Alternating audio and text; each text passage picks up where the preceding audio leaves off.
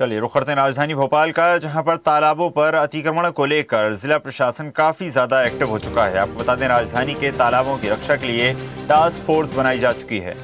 18 तालाबों पर अतिक्रमण हटाने के लिए 19 मेंबर्स की टीम गठित की गई है।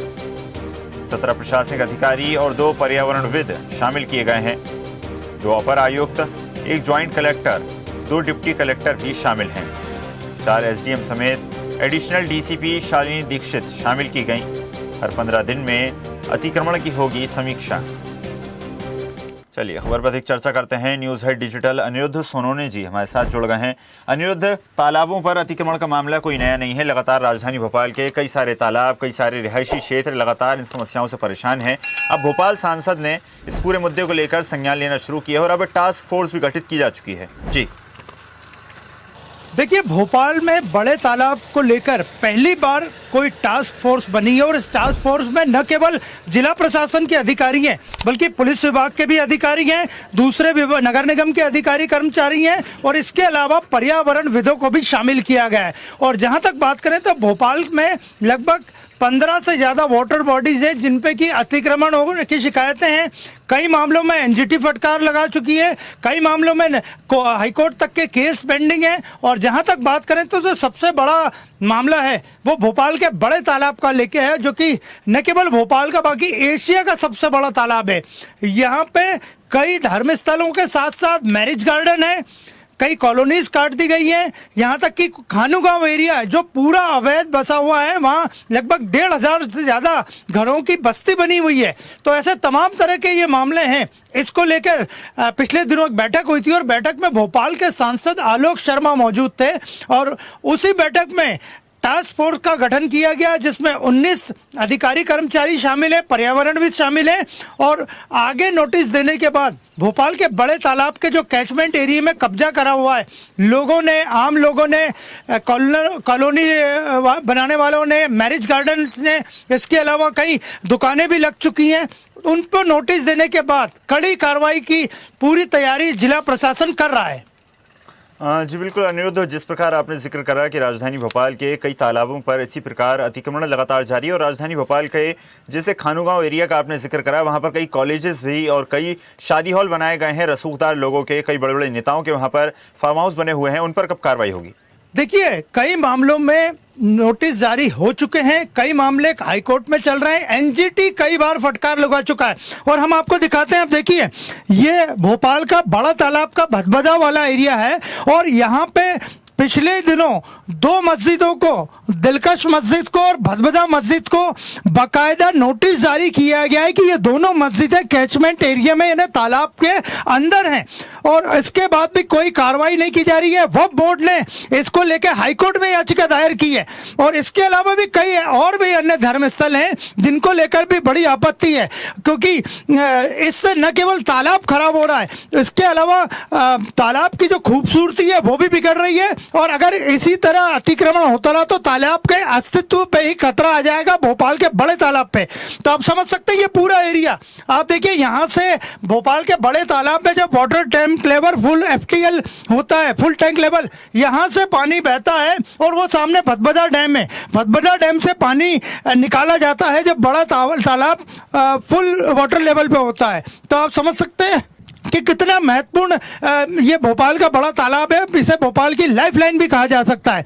तो पहली बार टास्क फोर्स बनी है और मकसद केवल एक है कि भोपाल की लाइफलाइन यानी बड़े तालाब को बचाया जाए, अतिक्रमण से मुक्त किया जाए। वक्फ बोर्ड की कई जमीनें, कई धर्मस्थल बने हुए हैं, उन पे भी कार्रवाई की जाए, उन्हें हटाया जाए और तालाब के अस्तित्व को जस का तस रखा जाए। जिस तरह राजा भोज, जो कि परमारकालीन राजा थे, उन्होंने 1000 पहले इस तालाब का निर्माण करवाया था। सरकार चाहती है कि तालाब वापस उसी स्वरूप में आए। जी बिल्कुल अनिरुद्ध, जिस प्रकार आपने बताया कि टास्क फोर्स बनाई जा चुकी है, भोपाल सांसद भी इस पूरे मामले को लेकर संज्ञान रहते हैं, लेकिन बड़ा सवाल यहाँ पर ये खड़ा होता है, जिन रिहायशी इलाकों में या जिन अतिक्रमण वाले क्षेत्रों में लोग रहते हैं, निवास करते हैं, उन स्थानों को खाली किस प्रकार करवाया जाएगा? सरकार के सामने, प्रशासन के सामने एक बड़ी चुनौती होंगे वो सभी लोग।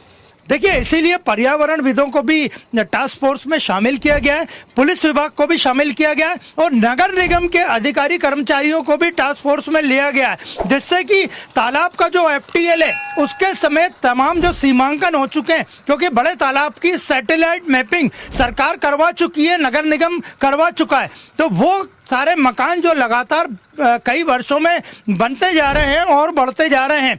और जिस वक्त इस वक्त हम जहाँ खड़े हैं, ये देखिए, यहाँ एक भदभदा बस्ती होती थी। इस भदभदा बस्ती को सरकार ने, जिला प्रशासन ने खाली करवाया और अब यहाँ एक बड़ा खूबसूरत पार्क बनाया जा रहा है और इसी बस्ती का पूरा पानी, पूरा जो सीवेज था वो इस तालाब में जाता था। तो आप अंदाजा लगा सकते हैं कि ये जो पूरा तालाब है, ये भदभदा बस्ती इसके पास में थी, तो ये जब खाली हो सकता है, यहाँ हरियाली आ सकती है। और ये देखिए, ये भोपाल म्युनिसिपल कॉर्पोरेशन ने तालाब की जो BMC ने फुल टाइम लेवल का एक निशान भी बना रखा, आप देख सकते हैं आसानी के साथ। तो यहाँ तक बस्ती बनी हुई थी, तो अब ये पूरा क्लियर हो चुका है और भोपाल के बड़े तालाब को बचाने के लिए एक बार फिर टास्क फोर्स बनाई गई है। भोपाल के सांसद आलोक शर्मा इसकी मॉनिटरिंग करेंगे, भोपाल के DM इसकी मॉनिटरिंग करेंगे। तो उम्मीद है कि अगले कुछ दिनों में भोपाल के बड़े तालाब पे जो अतिक्रमण है उन पे कार्रवाई होगी और जो धर्म स्थल है उनको भी हटाया जाएगा। और जी बिल्कुल अनिरुद्ध, जिस प्रकार आपने जिक्र करा कि न सिर्फ इन क्षेत्रों पर अतिक्रमण किया जाता है, उस ज़मीन का रिहायशी इलाकों के रूप में इस्तेमाल किया जाता है, बल्कि उन निवासियों का जो गंदगी होती है, जो सीवेज निकलता है उन घरों से, वो भी जो है पास के जल स्रोत में ही बहा दिया जाता है। तो माना जा सकता है इस प्रकार की कार्रवाई से कहीं ना कहीं जल स्रोत भी अपने आप में साफ होंगे। जी बिल्कुल, जल स्रोत तो साफ होंगे ही और भोपाल के बड़े तालाब के अलावा भी कई ऐसे तालाब हैं, शाहपुरा लेके BHEL में सारंग पंडी लेके हलाली डैम है और पुराने भोपाल के जो ताजुल मस्जिद के पास जो तालाब हैं, वहाँ पूरी कॉलोनीज बन गई हैं, मकान बन गए, वो भी पूरा जिला प्रशासन की नज़र में है। वहाँ भी नोटिस जारी किए जा चुके हैं, कई मामलों में कोर्ट में केस पेंडिंग है। तो अब अगले कुछ दिनों में भोपाल के तालाबों को लेकर एक बड़ी कार्रवाई जिला प्रशासन करने जा रहा है। भोपाल सांसद इसकी मॉनिटरिंग करेंगे और उम्मीद है कि बड़े तालाब सहित सभी तालाबों से, भोपाल को सिटी ऑफ लेक्स इसीलिए कहा जाता है कि यो मध्य प्रदेश के किसी भी शहर में इतने तालाब नहीं है जितने भोपाल में हैं। तो इसीलिए भोपाल में अगले कुछ दिनों से जो कार्रवाई शुरू होगी तो तालाबों की सफाई को लेकर होगी, जिसमें बड़े तालाब का अतिक्रमण प्रमुख रहेगा। जी बिल्कुल अनिरुद्ध, और अगर इतिहास में थोड़ा हम जाएं तो जिस प्रकार पूर्वी में जो सरकारें रहीं, शिवराज सरकार के समय में भी ये लगातार प्रयास किए गए कि बड़े तालाब को और आसपास जो तालाब है वहां पर अतिक्रमण मुक्त करवाने की जो कार्रवाई है वो की जाए, लेकिन कहीं ना कहीं चैलेंजेस हमेशा सरकार के सामने बने रहे हैं। कई लोगों ने इसका विरोध किया, कई संगठनों द्वारा इसका विरोध किया गया। माना जा सकता है वो सभी चैलेंज एक बार फिर मोहन सरकार के सामने होंगे। बिल्कुल होंगे। पिछली सरकार जो थी, कई वर्षों पहले बड़े तालाब को बचाने के लिए भोज वेटलैंड परियोजना लाई गई थी। वो परियोजना की लागत ही कम से कम 200 करोड़ से ऊपर थी, लेकिन उसके बाद भी बड़े तालाब की उस तरह सफाई नहीं हो पाई जिस तरह के दावे किए गए थे। तो इस बार भोपाल के बड़े तालाब सहित भोपाल के सभी तालाबों को बचाने के लिए जिला प्रशासन तैयार है, बड़ी कार्रवाई की तैयारी है और किसी भी तरह की राजनीतिक दखल अंदाजी इसमें बर्दाश्त नहीं की जाएगी। सरकार भी संकेत दे चुकी है, भोपाल के सांसद भी इसके संकेत दे चुके हैं।